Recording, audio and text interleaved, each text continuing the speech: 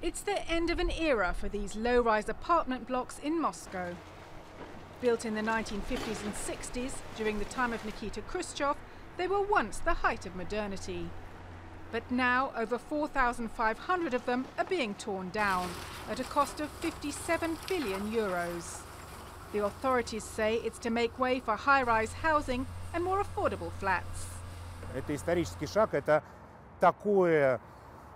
a historic step.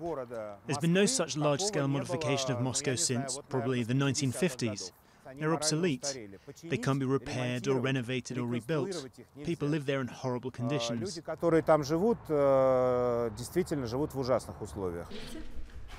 But many disagree. Valeria bought her flat less than a year ago and is one of thousands to join a Facebook protest group. Residents say they've been promised replacement flats of equivalent size in the same district, but not of the same value.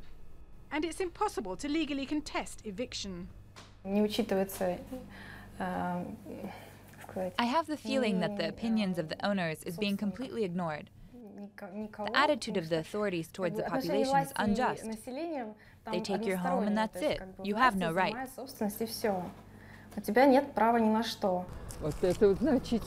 One of the architects of this northern Moscow district was Zoya Kharitonova, who's now 80.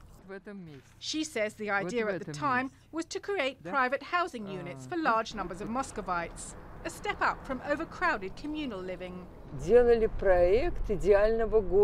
We developed a plan for an ideal city, a communist city.